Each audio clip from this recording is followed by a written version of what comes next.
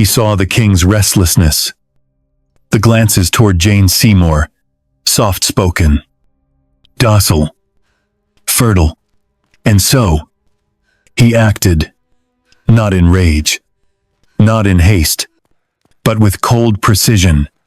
On the 24th day of April, Cromwell secured a commission from Henry himself, granting him authority to investigate and prosecute any subject of the crown, including the Queen. It was not an order for inquiry. It was an order for erasure.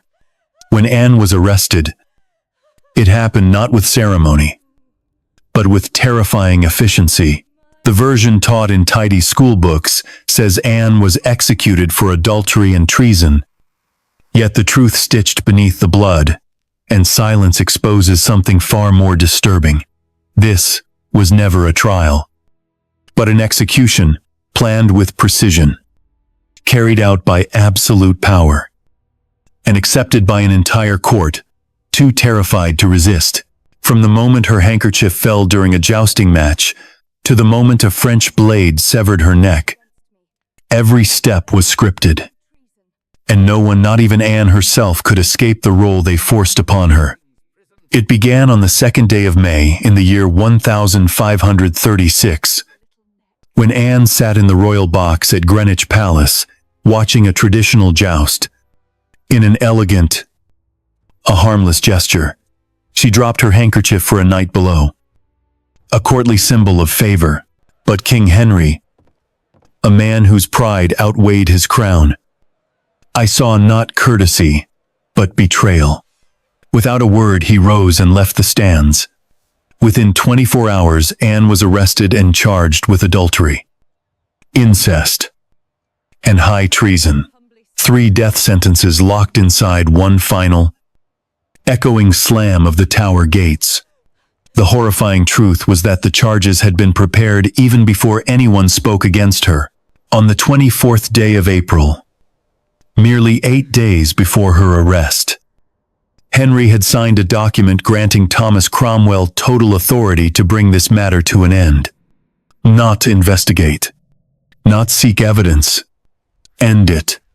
Cromwell then constructed a case so grotesque that even Anne's enemies doubted it. She was accused of sleeping with 5 men, including her own brother George. A court musician, Mark Smeaton, was tortured until he confessed. The other 4 men, including George, went to their deaths proclaiming their innocence. The accusations fell apart under the slightest scrutiny. The dates didn't match. The locations were impossible. The stories contradicted royal records. But truth was irrelevant, because the verdict had been signed before the trial began. When Anne reached the Tower of London, she wasn't thrown into a dungeon. They placed her in the very rooms where she had stayed before her coronation 3 years earlier. The same tapestries, the same furniture, the same windows overlooking the river where she once rode in triumph toward Westminster. It was psychological torture, more refined than chains. They assigned her 4 ladies, not companions, but spies. Every word she whispered, every prayer, every trembling breath was reported directly to Cromwell. Anne laughed uncontrollably, then sank into sobs. Her mind began to fracture like glass that no one intended to repair. Her execution was scheduled for the 18th day of May. Anne spent the whole night awake, praying, preparing her soul, saying her final goodbyes in silence. But at sunrise, no one came. The execution was postponed, not out of kindness, but because the French swordsman had not yet arrived. People called it mercy, but it was cruelty stretched thin, giving her death room to rot inside her thoughts. Meanwhile, Henry was already courting Jane Seymour, preparing to replace Anne before Anne's body even touched the church floor. On the 19th day of May, Anne walked onto the scaffold wearing a gray damask gown, her hair tucked beneath a modest cap, her hands trembling, but her gaze eerily calm. She knelt upright in the French style, without a block beneath her chin. When asked for her final words, she gave a strange, brittle blessing. "I pray God save the king, who has always been so kind to me." Was it sarcasm? Or a desperate attempt to protect her daughter, Elizabeth? No one knew. Then she turned to her ladies, placed her hands lightly around her neck, and said, "I have a little neck." A joke whispered into the mouth of death. The crowd held its breath. The wind held still, and the sword fell. There was no coffin, no funeral. Her body was wrapped in white cloth and placed into an old arrow chest pulled from the Tower armory. The woman who once wore England's crown, who had been anointed with holy oil in Westminster Abbey, was buried in an unmarked grave, like someone the world meant to forget. Yet, from this violent erasure, came the one thing Henry feared most: a small girl of 2 years old named Elizabeth, who would grow to rule England for 45 years, under the shadow of a mother no one dared speak of. Anne Boleyn's death was not a simple execution. It was a system committing murder, while pretending to uphold the law. It was a warning carved into the kingdom itself: if a queen could die like this, anyone could. And that is why her story still lives, not in the Tower's stone walls, but in every moment when law kneels before power, in every room where silence becomes complicity, and in every history that believes itself safe from the truth. Anne died to reveal. There are moments in history when everything collapses, not with thunder, but with a glance. On the 2nd day of May, in the year 1536, Anne Boleyn, Queen of England, crowned and anointed, beloved and envied, made a gesture so ordinary, so harmless, that no one in the royal gallery paused to notice it. No one except the king. Anne had simply dropped her handkerchief, a traditional favor to the knight below. During a tournament held at Greenwich Palace, her fingers let go of the fine embroidered cloth as she smiled faintly at the man in armor. A courtesy expected of queens during such performances, but Henry VIII, sitting beside her with a mind already poisoned by whispers and ambition, chose to see betrayal. And with that misinterpreted movement, the game began. He stood abruptly, his face unreadable, and left the gallery in silence. By the time the crowd realized something was wrong, the trap had already begun to close. Henry had not always looked at Anne with suspicion. Once, he had looked at her like a man consumed by fire, by hunger, by obsession. He had waited 7 long years to marry her, broken his country's ties with Rome, redefined the church, excommunicated himself, all for the chance to place a crown on her head and a son in her arms. But no son had come. Anne had given birth to a daughter, Elizabeth, and then miscarried 3 more times. With each passing year, the charm that had once made Anne feel like the future began to curdle into something sharp, anxious, and threatening. She was too witty, too bold, too politically engaged. She did not fade into the background like Catherine of Aragon had. And more than anything, she reminded Henry of what he had destroyed to gain her. By the spring of 1536, her survival depended on producing a male heir. When she failed, the vultures circled. Thomas Cromwell was waiting. As the king's most ruthless minister, he understood power, not as a flame to be admired, but as a blade to be wielded. He had once supported Anne, used her influence to weaken the old Catholic nobility. But now she had become inconvenient. Worse, dangerous. She opposed his foreign policy, blocked his moves at court, and whispered in the king's ear that he was growing too rich, too powerful, Cromwell sensed the shift before anyone else. He saw the king's restlessness, the glances toward Jane Seymour, soft-spoken, docile, fertile. And so, he acted, not in rage, not in haste, but with cold precision. On the 24th day of April, Cromwell secured a commission from Henry himself, granting him authority to investigate and prosecute any subject of the crown, including the Queen. It was not an order for inquiry. It was an order for erasure. When Anne was arrested, it happened not with ceremony, but with terrifying efficiency. She had barely returned to her chambers when the guards arrived. Her ladies cried out. Anne demanded to know her charges, but no one could give a straight answer. She was escorted from Greenwich to the Tower of London by boat, the same route she had taken 3 years earlier to be crowned queen. This time, the cheers of the people were gone. There were no flowers, only the creaking of oars and the hush of the river. When she reached the tower, she asked the constable, Sir William Kingston, if she would be taken to a dungeon. He replied, No, madam. You shall go into the lodgings you lay in at your coronation.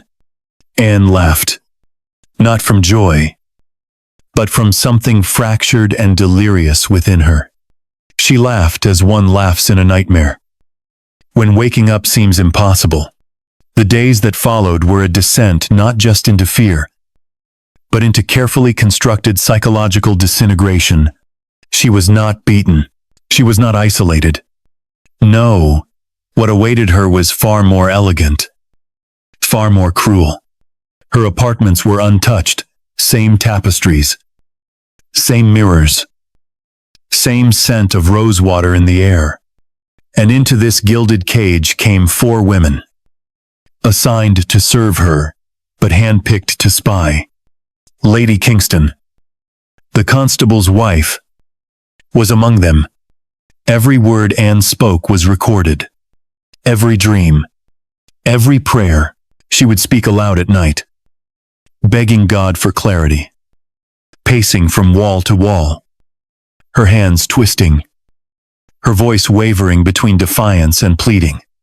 At one point, she said through tears, I hear say that I should be accused with 3 men, and I can say no more but nay, unless I should open my body. She offered to be examined physically, to prove her innocence with her own flesh. It was the plea of a woman unraveling. Cromwell's case was already being assembled in the shadows. He needed 5 men, not for truth, but for theater. One by one, names were pulled from the court like petals from a dying flower. Mark Smeaton, the court musician, George Boleyn, Anne's own brother, Sir Henry Norris, Sir William Brereton, Sir Francis Weston. Most of them were innocent of anything but courtly flirtation. But it did not matter. Smeaton was tortured on the rack until he confessed. His limbs were stretched, joints cracked, screams echoing through the tower walls until he signed the lies they needed. The others denied everything. Even as they were dragged to the scaffold, George, proud and brilliant, held his head high even in death. But the damage was done. The Queen's name was now tied to incest, adultery, and treason. Her enemies did not need the people to believe it. They only needed the king to nod. What made this moment in history so dark was not only the accusation itself, but the way the entire court played along. Anne was not tried like a subject. She was tried like a scapegoat. On the 15th day of May, the trial began. It was held at the Tower, not Westminster, a private, controlled arena. 27 peers were selected to judge her. Many were her rivals. Some, her blood, her own uncle, the Duke of Norfolk, presided over the trial. and pronounced her death sentence. What made this moment in history so dark was not only the accusation itself, but the way the entire court played along. Anne was not tried like a subject. She was tried like a scapegoat. On the 15th day of May, the trial began. It was held at the Tower. Not Westminster, a private, controlled arena. 27 peers were selected to judge her. Many were her rivals. Some, her blood, her own uncle, the Duke of Norfolk, presided over the trial and pronounced her death sentence. She was not shown the specific charges until she stood before the court. She could not summon witnesses. No physical evidence was produced.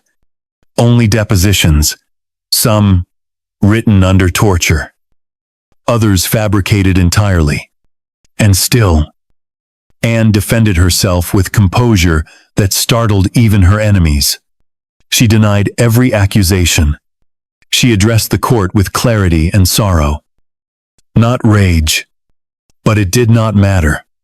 When her uncle asked for the verdict, all 27 peers declared her guilty. Every single one. What followed was a descent into something beyond law, a ritual of humiliation disguised as clemency. Adultery and treason by a queen were traditionally punished by burning, but Henry, in what he called an act of mercy, ordered beheading instead. Yet he added a condition. The execution must be carried out by a French swordsman, a specialist from Calais. It was sold as kindness, a cleaner death than the axe. But it was also a message. Anne would not be executed as an English queen. She would be executed as something foreign, something impure, something that required foreign hands to destroy. While she waited for the executioner to arrive, Anne was forced to prepare for death again and again. The date was moved from the 18th to the 19th without warning. On the night before, she prayed, confessed, forgave her enemies, wrote her final letters. Then the sun rose, and no one came. This was the true punishment, not the sword, but the waiting, the not knowing, the slow stripping of humanity. And in those final hours, as her ladies wept in corners, and the river outside glistened like steel, Anne came to terms with her end. She spoke less, smiled faintly, laughed when nothing was funny. Her body was still alive, but her spirit was already stepping away. What had begun with a glance at a tournament ended in a silence so complete that even the tower seemed to hold its breath. And the king, he was already discussing wedding plans. Anne's death was not a tragedy to him. It was a convenience, a reset, a correction, of course. The woman who had once set fire to his soul had become the ember beneath his guilt. Now, with her gone, he would marry Jane, begin again, rewrite the story. But history has a cruel way of preserving its own truths. For Anne's death, while swift and official, planted a seed that would grow into something far greater than any king could foresee. A daughter would rise, and her memory would not be erased by silence. It would return in coronation robes, with fire in her eyes, and vengeance in her breath. But that is another chapter. The doors of the Tower of London did not creak or groan when they closed behind Anne Boleyn. They clicked, smooth, precise, like the lid of a jewelry box snapping shut to hide something precious that had suddenly become dangerous. She did not walk into a prison. Not in the way we imagine stone cells and rusted chains. No. The Queen was placed in the very same rooms where, 3 years earlier, she had prepared to become the most powerful woman in England. Every tapestry still hung from the same hooks. The carved oak furniture remained polished and untouched. The bed was draped in crimson velvet. The cushions plump. It was as if the walls themselves were mocking her. whispering reminders of the girl who had once stood here, crowned and celebrated. And the woman who now stood, stripped of everything, alone, and watched. There were no kind hands waiting to comfort her. The women assigned to attend Anne during her imprisonment were carefully chosen not for their loyalty, but for their silence. Lady Kingston, wife of the constable, led them, not as a companion, but as a spy. Alongside her were three others: Lady Shelton, Lady Stoner, and Elizabeth Boleyn, Anne's own aunt, whose duty was not to console, but to report. These were not friends. They were ears and eyes in disguise. They noted every word Anne spoke, every sob, every laugh. Their reports were passed daily to Cromwell and the king. Her dreams became evidence. Her fears became intelligence. Her collapse was a performance that fed the machinery of her destruction for Anne's death, while swift and official, planted a seed that would grow into something far greater than any king could foresee. A daughter would rise, and her memory would not be erased by silence. It would return in coronation robes, with fire in her eyes, and vengeance in her breath. But that is another chapter. The doors of the Tower of London did not creak or groan when they closed behind Anne Boleyn. They clicked, smooth, precise. One day she declared, "I know I shall have but small time." Another, she insisted, "Never a man had more cause to be contented with a wife than he had with me." There was desperation in her words, not for forgiveness, but for understanding. Why? Why had the man who once risked a kingdom for her now offered her to the sword? She clung to hope in the strangest places. When she overheard a guard whispering that the king might show mercy, she seized on it like a lifeline. There are moments in history when everything collapses, not with thunder, but with a glance. On the 2nd day of May, in the year 1536, Anne Boleyn, Queen of England, crowned and anointed, beloved and envied, made a gesture so ordinary, so harmless, that no one in the royal gallery paused to notice it. No one except the king. Anne had simply dropped her handkerchief, a traditional favor to the knight below, during a tournament held at Greenwich Palace. And now, even as death approached, she clung to the ghost of that truth. But the tower was not finished with her. The psychological torture intensified with every hour. The method of her death, by sword, not axe, required a specialist executioner from France. And so Anne was told to prepare for execution on the 18th day of May. She stayed up through the night, confessing, praying, making peace with her fate. Her ladies dressed her in white, braided her hair, but as dawn broke, no one came.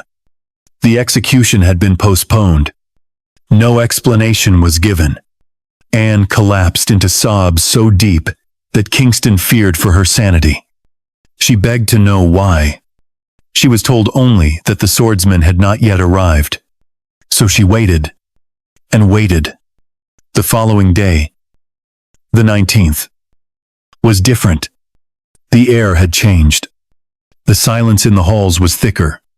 The women moved more slowly. And Anne was calm. So calm it unsettled even her watchers. She rose early, dressed herself in a gown of dove-gray damask trimmed with ermine, and placed a small white coif over her hair.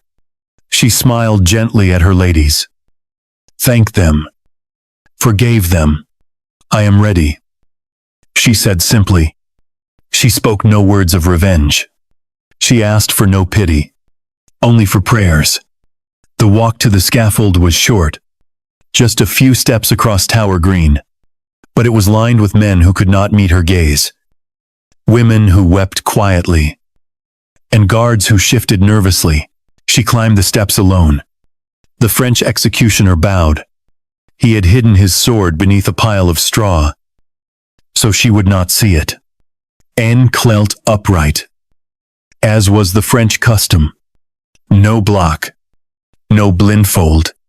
She looked straight ahead. And then she spoke. "Good Christian people, I am come hither to die, according to law, and therefore I will speak nothing against it. I am come hither to accuse no man, nor to speak anything of that, whereof I am accused and condemned to die. But I pray God save the king, and send him long to reign over you. For a gentler, nor a more merciful prince was there never, and to me he was ever a good, a gentle, and sovereign lord." It was not a confession. It was a performance, a final act to protect the only thing she had left, her daughter. In those words was not gratitude, but strategy. If she appeared defiant, Elizabeth might suffer. If she cursed Henry, the Seymour family might seek revenge. So Anne spoke with grace, not for herself, for the girl she would not see again. Then she turned to the executioner and smiled faintly. "I hear he is very good, and I have a little neck." She placed her hands around her throat and laughed.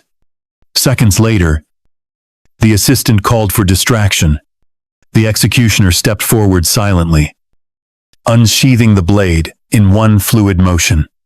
Anne, still kneeling, still praying, and never saw it. One strike, one flash of steel, one final breath. Her lips continued moving after her head hit the straw. Whether in prayer or in reflex, no one could say. But those who saw it never forgot. She was wrapped in white linen by trembling hands. There was no coffin. Her body was placed in an old chest meant for storing arrows. No priest. No mass. No procession. Just the rattle of wood and the thud of earth. Anne Boleyn, Queen of England, crowned in Westminster Abbey. Once the most powerful woman in Europe, now lay in an unmarked grave beneath the stones of the chapel of St. Peter ad Vincula. And in the room she left behind, the tapestries still hung, the mirrors still reflected, but there was no queen. Only silence. There was one name, Anne Boleyn, whispered more than any other during those 17 days in the Tower. Not Henry. Not Elizabeth. Not even God. It was George Boleyn, Viscount Rochford, her brother, her friend, her other half, the boy she had grown up with, raced through gardens with, danced beside at court, and leaned on when the whispers grew louder and the daggers turned toward her back. In the quiet between interrogations, in the flickering candlelight of her prison, Anne kept asking after George. Was he safe? Had he spoken to the king? Had he written? She did not know that just a few walls away, George was also imprisoned, that he too had been accused, that he too would die. The charge of incest was not merely grotesque, it was surgical, a weapon designed not only to kill, but to sever Anne from all human sympathy. For a queen to be called an adulteress was scandalous. For her to be accused of betraying her marriage bed with her own brother was beyond comprehension. Cromwell's genius, if it could be called that, lay in this.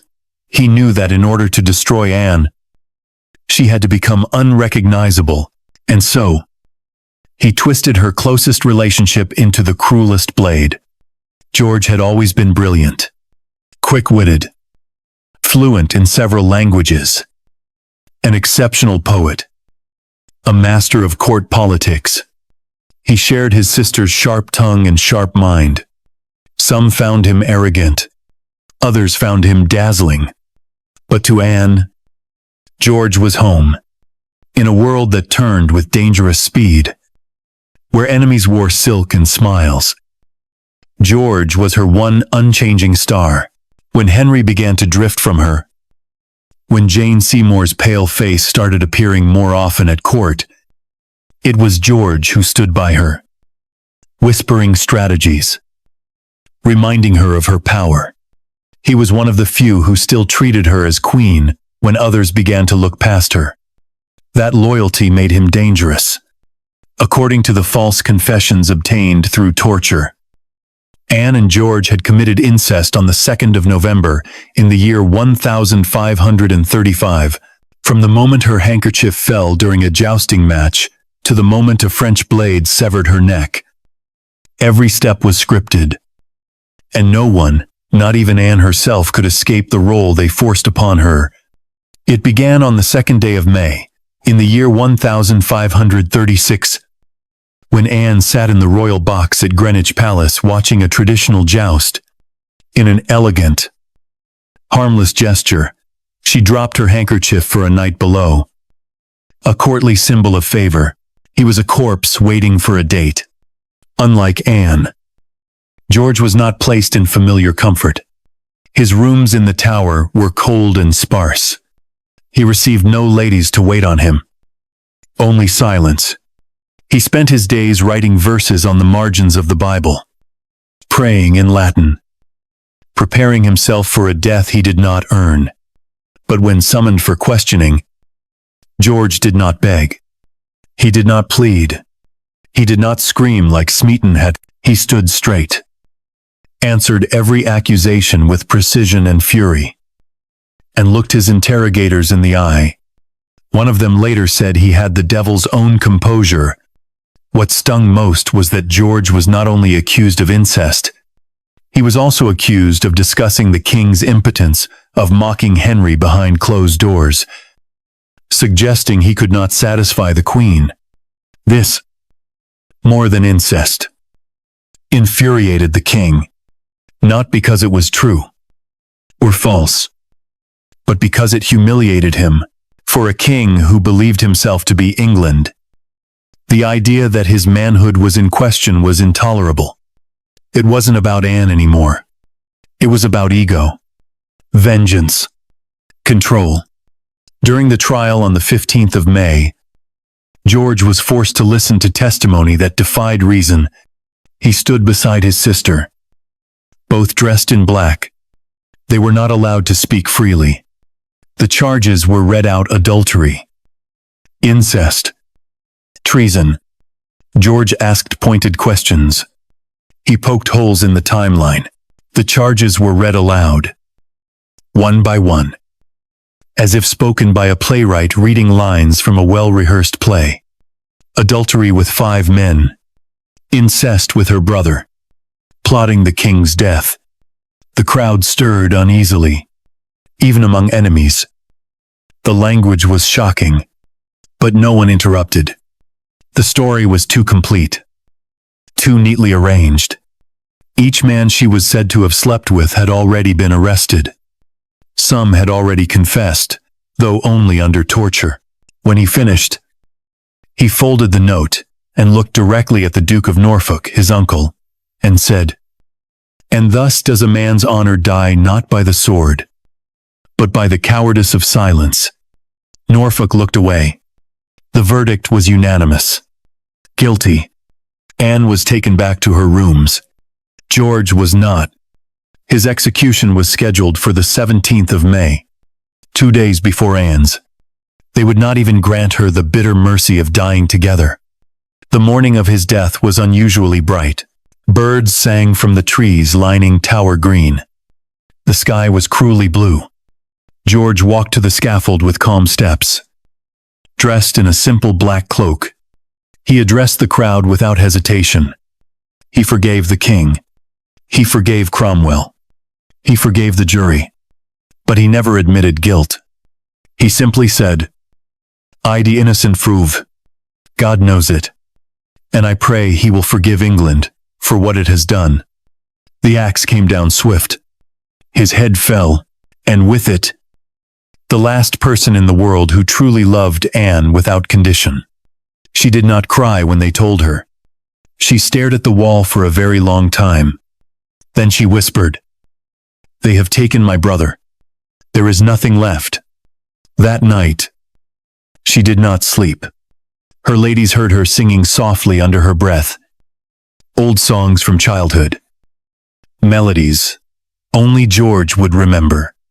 And still, no one came for her.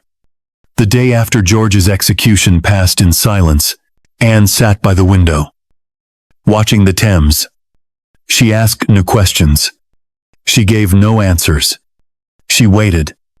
But there was one more betrayal waiting for her. Her father, Thomas Boleyn, never visited, never wrote, never pleaded. He had once stood proudly as the patriarch of England's rising star family. He had placed his daughter before the king. He had pushed for her elevation. And now, when she needed him most, he vanished. Not out of grief, out of calculation. Thomas Boleyn had 2 other children. He had a title to preserve, land to keep, favor to salvage. And so, he did what all good survivors do in times of tyranny. Had disappeared. In the end, Anne stood utterly alone. Her brother executed. Her father silent. Her husband preparing to marry again. Her name smeared across England like filth. But in that isolation, something strange began to grow. A stillness. A clarity. As if, in the absence of every lie and every illusion, Anne Boleyn saw for the first time the true face of the world she had ruled. And it was not beautiful. It was glass. And it had shattered. It was not a trial. It was a ceremony of destruction. On the 15th day of May in the year 1536, Anne Boleyn stood in the Tower of London, facing 27 men who had already decided she was guilty. Some wore armor, others wore velvet robes, but none wore the expression of doubt. The courtroom had no heart, only spectacle. And when Anne entered, dressed in black, head held high, lips pressed thin, there was a silence so absolute. It felt like the air itself had been locked away. She had not been told the charges in advance. She had not been permitted legal counsel. She had not been allowed to prepare witnesses, gather evidence, or challenge her accusers. She walked into that room already condemned. But still, she stood like a queen. She bowed her head when required. She folded her hands when spoken to. But her eyes scanned the faces of the jury and saw nothing but polished masks. Her uncle, the Duke of Norfolk, sat at the head, not as family, but as judge. It would be his voice that pronounced her sentence. And Anne understood that even blood, under this king, could be weaponized, like the lid of a jewelry box snapping shut to hide something precious that had suddenly become dangerous. She did not walk into a prison. Not in the way we imagine stone cells and rusted chains. No. The Queen was placed in the very same rooms where, 3 years earlier, she had prepared to become the most powerful woman in England. Every tapestry still hung from the same hooks. The carved oak furniture remained polished and untouched. The bed was draped in crimson velvet. The cushions plump. Dates and places were listed. Even though royal records proved them false, one supposed affair had taken place while Anne was recovering from childbirth. Another while she was in a different castle entirely. But none of this mattered. The theater of guilt was more powerful than the facts. Anne listened without flinching. When given a chance to respond, she did not scream. She did not collapse. She simply spoke, quietly, clearly, and with a dignity that unnerved even those who hated her, like the lid of a jewelry box snapping shut to hide something precious that had suddenly become dangerous. She did not walk into a prison. Not in the way we imagine stone cells and rusted chains. No. The Queen was placed in the very same rooms where, 3 years earlier, she had prepared to become the most powerful woman in England. Every tapestry still hung from the same hooks. The carved oak furniture remained polished and untouched. The bed was draped in crimson velvet. The cushions plump. The judges did not even meet her gaze. One by one, they voted guilty, guilty, guilty, 27 times. Not one wavered. Even Henry Percy, the man who had once loved Anne, who had nearly married her, voted to kill her. Some said he wept as he left the chamber. Others claimed he collapsed. But the verdict stood outside. A quiet wind stirred the trees. Inside, Anne bowed her head as Norfolk rose and pronounced her sentence to be burned or beheaded. At the king's pleasure, his voice did not tremble. Her face did not change. Only her hands, clasped before her, gripped tighter, the knuckles white beneath the skin. She was led back to her rooms in silence. Her ladies followed. Sobbing, one of them whispered, "Surely the king will spare her." But Anne said nothing. She moved like a shadow. No tears. No fury. Only silence. The court, having finished its charade, dispersed. The nobles returned to their estates. Dates and places were listed.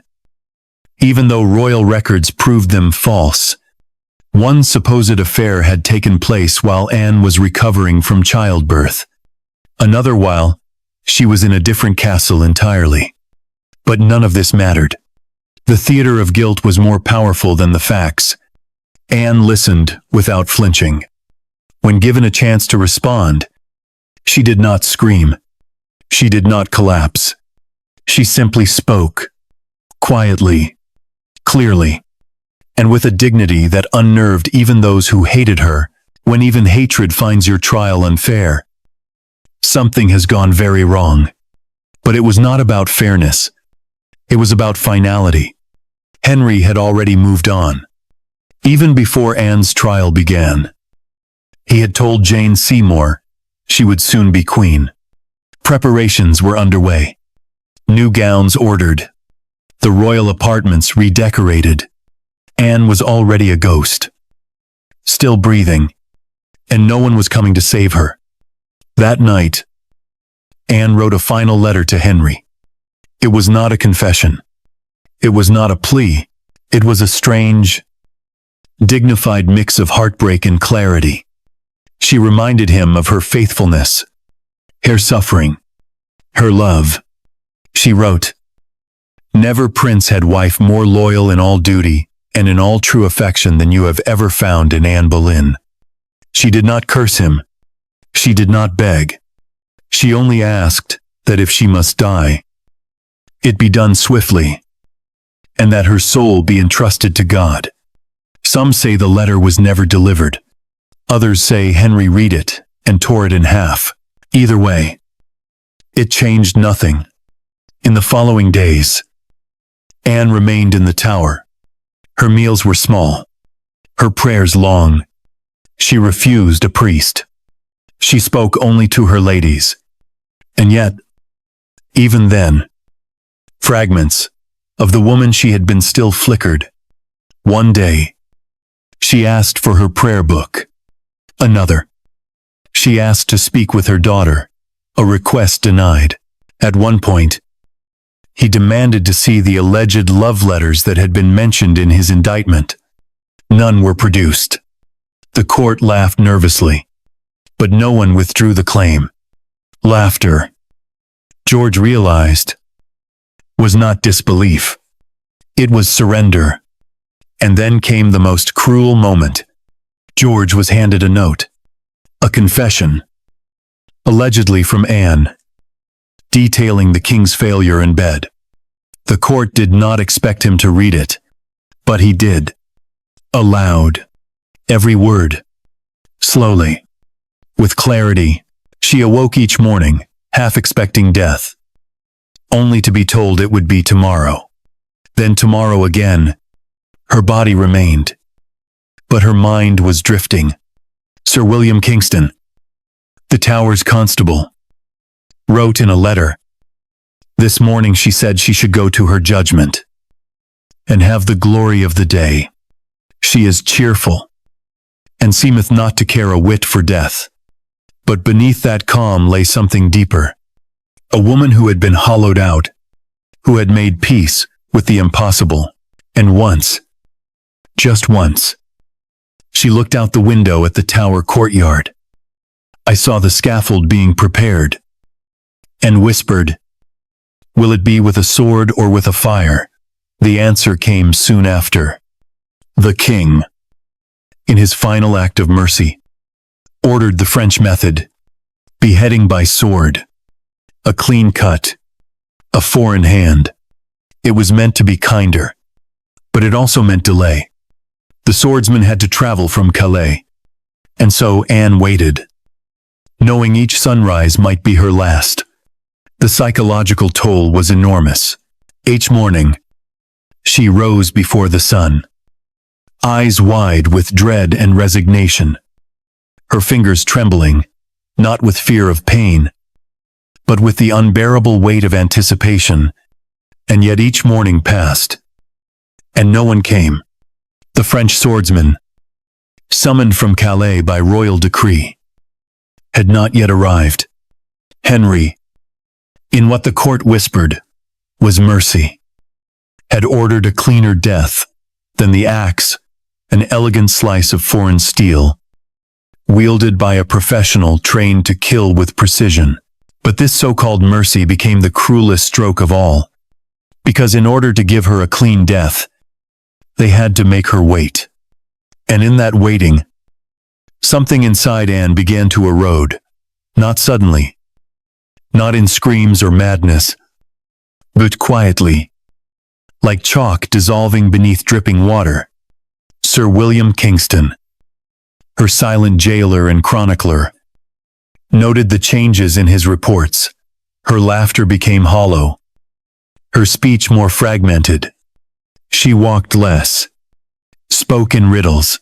Once, she spent the entire day humming to herself, not a melody anyone could name, but a soft, meandering tune that never reached conclusion.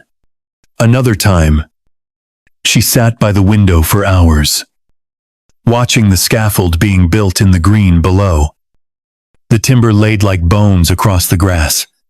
When one of her ladies gently turned her away from the sight, Anne simply said, "Leave it. I shall lie there soon enough." On the 18th day of May, they told her to prepare. This would be the day, who had nothing left to protect but her name. And perhaps the slimmest hope that history would remember her not as a monster, but as a woman undone by power. And so, the trial ended, the verdict delivered, the execution arranged. But Anne Boleyn was not yet finished. Her last day had not yet come, and neither had the echo of her story. By the time the executioner crossed the channel, Anne Boleyn had already died, 1,000 deaths in her mind. Anne asked what had happened. The reply was short, a delay. The swordsman had not yet arrived. Her breath caught in her throat. Her hands clenched. She said nothing. She sat on her bed, her face pale. And for the first time, she did not cry. She simply folded her hands and stared into the corner, as if speaking to someone only she could see. That day was long, longer than the 17 before it. The walls of the tower felt closer, the air heavier. Her ladies could barely look her in the eye. They had seen her prepare to die, and then live again, only to wait another night, knowing the blade still hovered somewhere in her future. When Kingston asked how she fared, she replied, "I thought to be past my pain, but it seems pain stretches when hope is a trick." That night, she did not pray aloud. She did not eat. She slept sitting upright, that her back against the wall, her eyes half open, refusing to close them fully in case the guards returned under moonlight. But on the 19th day of May, the wait ended. The swordsman had arrived. It came quietly, cloaked in dark wool, his blade wrapped in canvas. His name was not recorded. His face was not described, only his reputation flawless. It was said he could behead a queen before she even felt the wind of the blade. It was said he had once slain a traitor who was still praying mid-sentence. But even he, for all his skill, hesitated when he saw Anne that morning. She rose early, already dressed in a gown of ash-gray damask, trimmed with fur. Her hair, once her crown, was tucked beneath a simple coif. Her jewelry had been removed. No rings, no necklace, no emblems of royalty. She looked not like a queen, but like a nun on her way to the altar. Her steps were measured, her voice soft. She thanked her ladies, one by one, for their service. She forgave those who had betrayed her. She whispered to one of them, "Do not tremble. This is but the end of a play." Then she stepped outside. The Tower Green was quiet, not empty, but hushed. Soldiers formed a perimeter. Courtiers stood at a distance. The scaffold was bare. Except for a block of straw and a small wooden stool, there was no priest. No priest had been summoned. Anne climbed the steps alone. The executioner bowed. She acknowledged him with a slight nod. Her expression did not falter. Then, she turned to the crowd, lifting her chin. Her voice carried, though it did not shout, "Good Christian people, I am come hither to die. For according to the law, and by the law, I am judged to die, and therefore I will speak nothing against it. I am come hither to accuse no man, nor to speak anything of that, whereof I am accused and condemned to die. But I pray God save the king and send him long to reign over you. For a gentler, nor more merciful prince was there never. And to me he was ever a good and gentle sovereign lord." The words were strange. Merciful prince, good lord. It was the final performance of a woman who understood power better than anyone else. Her speech was not praise. It was a shield, a final plea. Not for herself, but for her daughter. She knew the walls had ears. She knew that Elizabeth's life could still be shaped by the shadow of her name. So Anne bowed to the monster who had condemned her. Not in love, but in strategy. Then, she turned to the executioner and smiled. "I hear he is very good." When she reached the tower, she asked the constable, Sir William Kingston, if she would be taken to a dungeon. He replied, "No, madam. You shall go into the lodgings you lay in at your coronation." Anne laughed, not from joy, but from something fractured and delirious within her. She laughed as one laughs in a nightmare, when waking up seems impossible.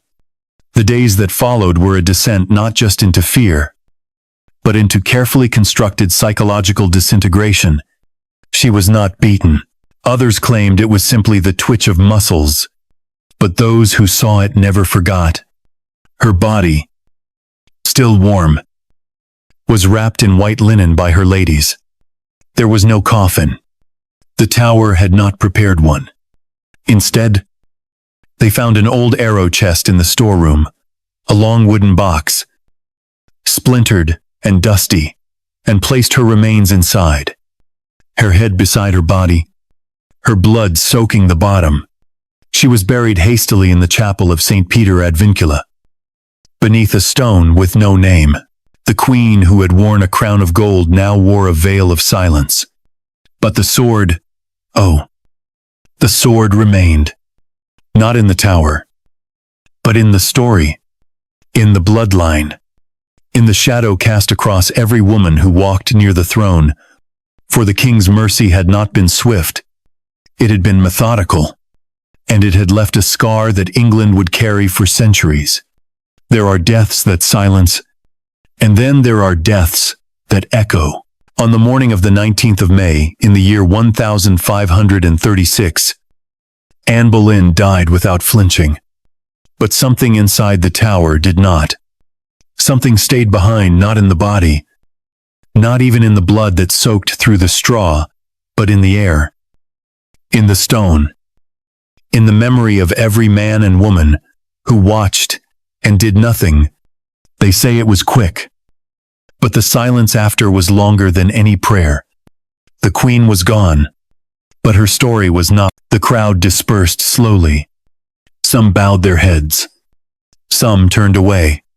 Others simply left, eager to return to a world where executions were theater and queens were disposable. But a few lingered. They watched as her body was lowered into the arrow chest. They saw the trembling hands of her ladies wrap her head in linen, smoothing strands of dark hair back into place. They heard the lid close, and they remembered they would speak of her not as a traitor, but as a woman who walked to death like it was a coronation, dignified, still, and unbroken. But outside the tower, life moved on without pause. Henry did not wear black. He did not grieve. By midday, he was already celebrating. He wore white and gold. He rode into the country to see Jane Seymour. 11 days later, they would be married. Anne's rooms were stripped of her belongings, her falcon emblem torn down, her initials chiseled out of the stone. She was erased, not only in name, but in law. Parliament declared the marriage void, her daughter a bastard, and her memory poisoned. But no one told Elizabeth. The child was only 2 years old. She would never again see her mother, never hear her voice, never feel her touch. But somewhere, deep in the marrow of her bones, something of Anne remained.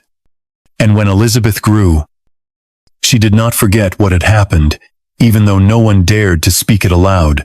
When she was 8, Elizabeth stood at the edge of the very same Tower Green and watched her stepmother, Catherine Howard, walk the same path to the scaffold. And when it was over, when the crowd broke apart and the blood was swept away, she whispered words that froze the heart of her governess. "I will never marry." She meant it, and she never did. Anne's death had done what no court could have predicted. It had planted something invincible in her daughter, a fire that could not be doused by time or silence or scandal. Elizabeth would learn early that queens could be unmade, that crowns sat on fragile necks, that love from a king could turn to steel in an instant. So she built herself differently. She built herself alone. But even as Elizabeth climbed toward power, Anne's name remained unspoken. She was still a traitor, still a ghost in the walls. Elizabeth could not defend her publicly, not without risking everything, but in private. She built a shrine. She wore a ring on her finger, delicate and golden, with a hidden hinge. Inside were 2 miniature portraits, one of herself, the other of Anne Boleyn, face to face, daughter and mother.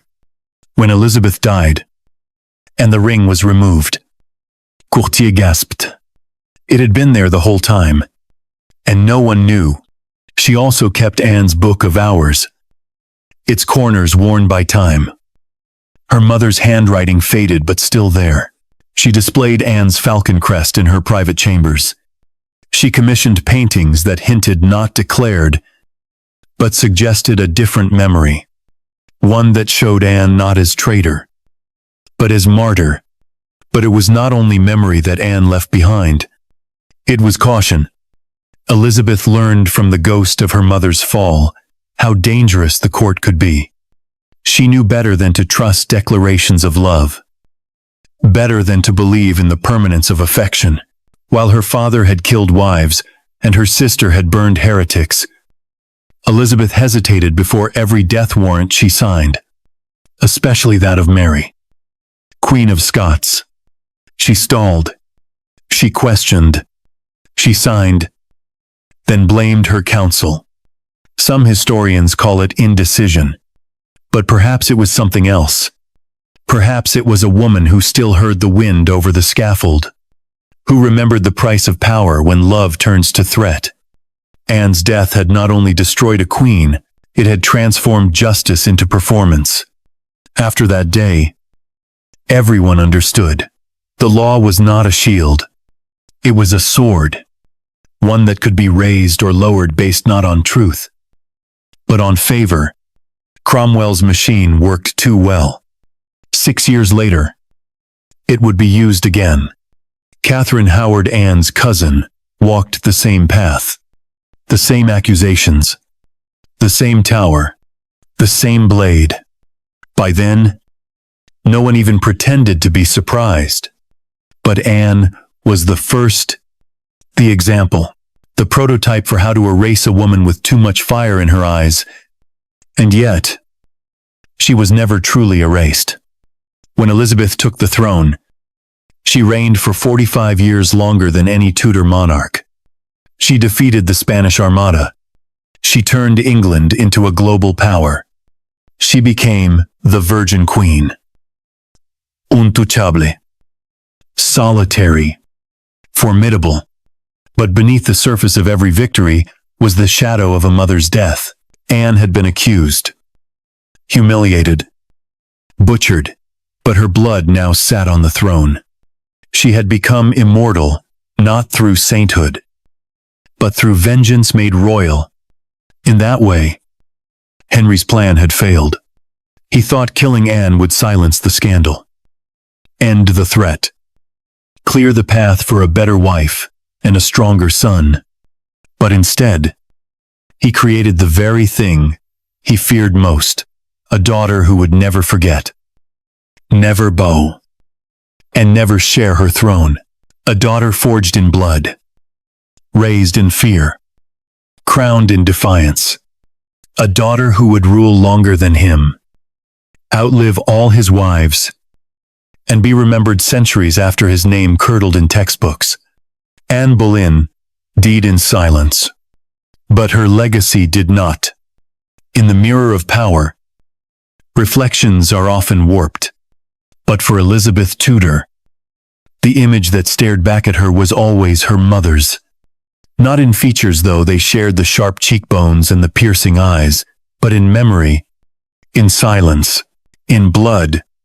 From the moment she could form thoughts, Elizabeth lived with the knowledge that her mother had been executed not for what she did, but for what she represented: danger, defiance, désir. She was born of ambition and buried by it.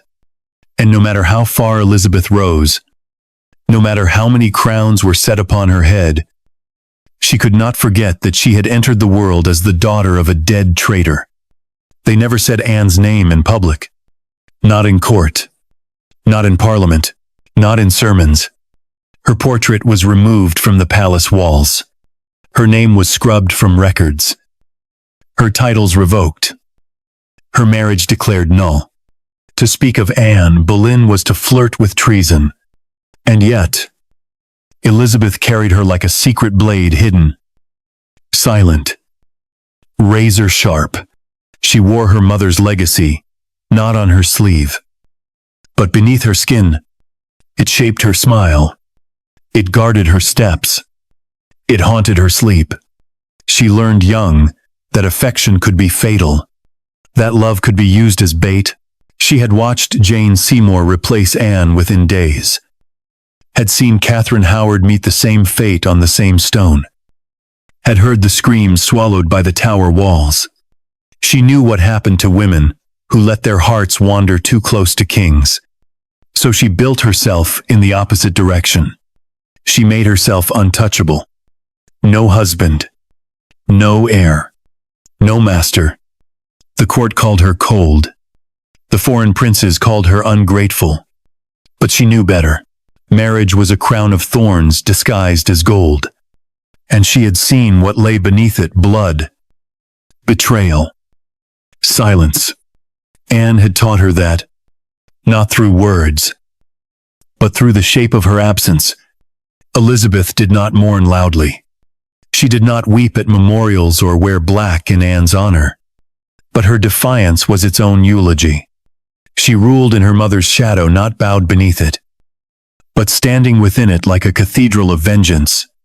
She made the court bend. She made her enemies kneel. She turned every insult hurled at her lineage into a stone, upon which she built an empire. And still, she never once declared Anne's innocence, because she didn't need to. She was the proof. The daughter of a woman condemned as a whore became the Virgin Queen. The girl branded a bastard reigned without a king. The executioner's sword had tried to cut a bloodline, but it had only sharpened it. There were glimpses of Anne scattered throughout Elizabeth's life, visible only to those who looked closely. A falcon crest embroidered into a curtain in her private rooms. A locket ring with Anne's face hidden beside her own. A portrait of herself standing before a stained glass window filled with Tudor roses and broken chains. Subtle, symbolic, and defiant. But perhaps the greatest echo of Anne's legacy lived in the way Elizabeth dealt with death. She was not her father, blunt and blood-soaked. She was not her sister Mary, burning heretics to ash in search of heaven. Elizabeth signed death warrants rarely, and when she did, they were followed by days, sometimes months, of agony. She hesitated, delayed, questioned. The most famous case, of course, was Mary, Queen of Scots, a woman who had plotted against her crown, a woman who represented rebellion, a woman who, in every rational sense, had to die. And still, Elizabeth waited. She signed the warrant, then blamed her counsel, then mourned. Historians have argued over this moment for centuries. Was it political theater? Was it weakness?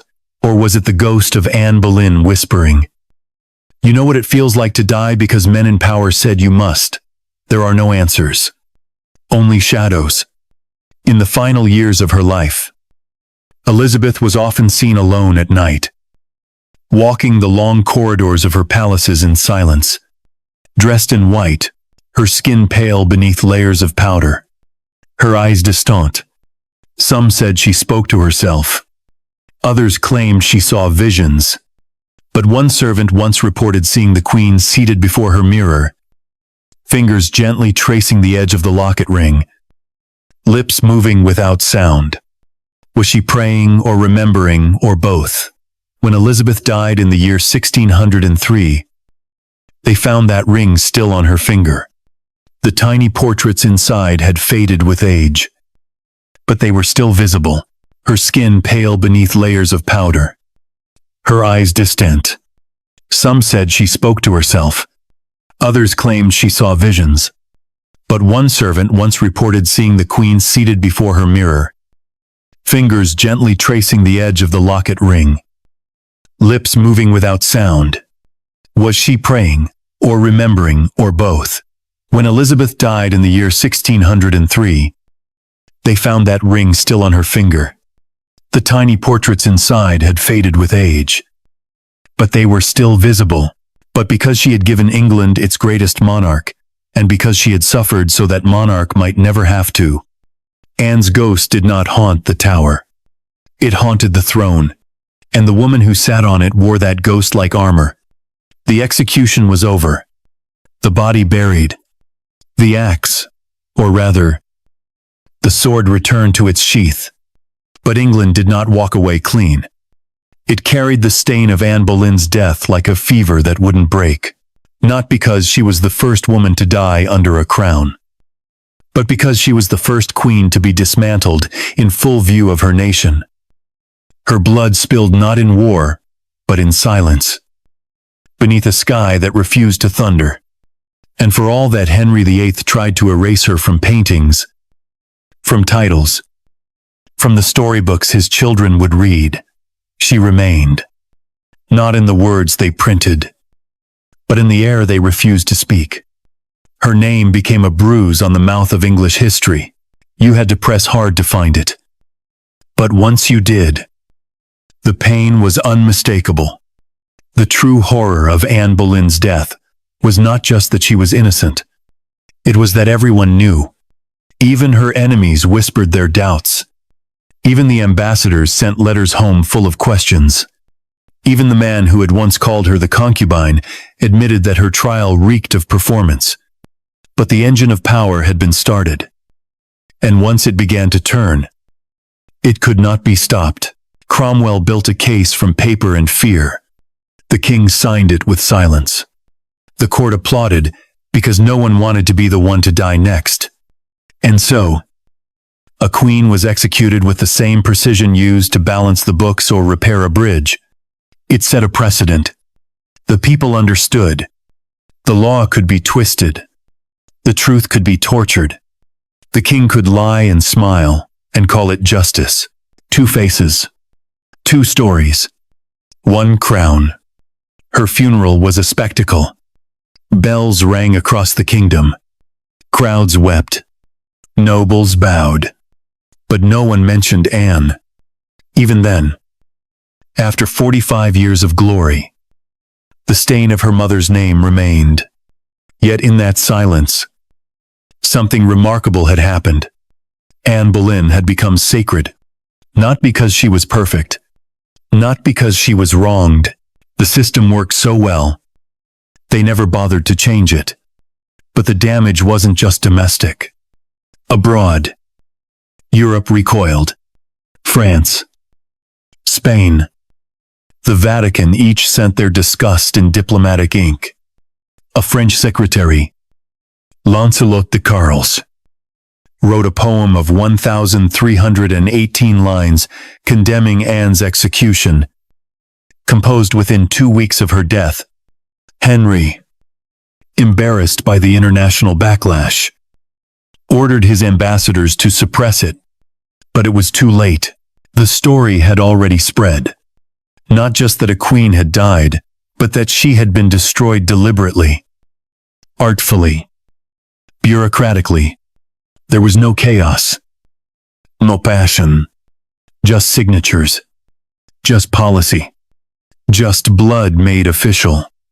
And behind it all, the one truth that no one dared speak aloud: Anne Boleyn did not die because she failed. She died because she had succeeded. She had risen too far, too fast. She had spoken too boldly. She had loved too freely. She had given the king not a son, but a daughter, and in doing so, had accidentally changed the course of history. Because that daughter, who watched silently from behind nursery doors as her mother was ripped from the world, would grow into a queen unlike any other. And while she wore the mask of control, of wisdom, of calm majesty, inside her chest beat the same wild heart, the same rage, the same ability to survive. Elizabeth did not rebuild her mother's memory in public. She could not.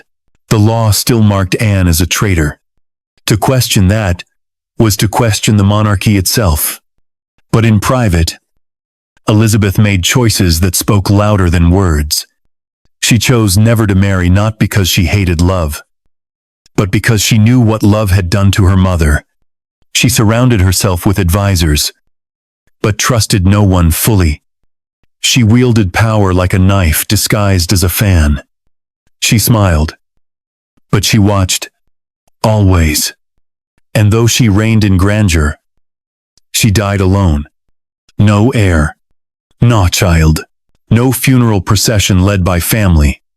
Her final hours were spent in whispered prayer. Her ring still on her finger, Anne's face still pressed beside her own. When they opened her tomb decades later, they found her buried with James I. But it was the smaller secrets: rings, symbols, embroidery that told the true story. Elizabeth had not just ruled for her mother. She had avenged her, like the lid of a jewelry box snapping shut to hide something precious that had suddenly become dangerous. She did not walk into a prison, not in the way we imagine stone cells and rusted chains. No. The Queen was placed in the very same rooms where, 3 years earlier, she had prepared to become the most powerful woman in England. Every tapestry still hung from the same hooks. The carved oak furniture remained polished and untouched. The bed was draped in crimson velvet, the cushions plump, and to this day, when the Tower of London stands shrouded in fog and tourists tread across the green where the scaffold once stood, it is not just the chill of old stone they feel. It is the echo of injustice, the weight of a lie too perfectly told, the whisper of a woman who died not screaming, but singing to herself, to her daughter, to the future. Anne's ghost does not need to haunt. The truth does it for her. And England still wears her blood like lace beneath its robes of ceremony. That is the price of forgetting. That is the crown that still bleeds.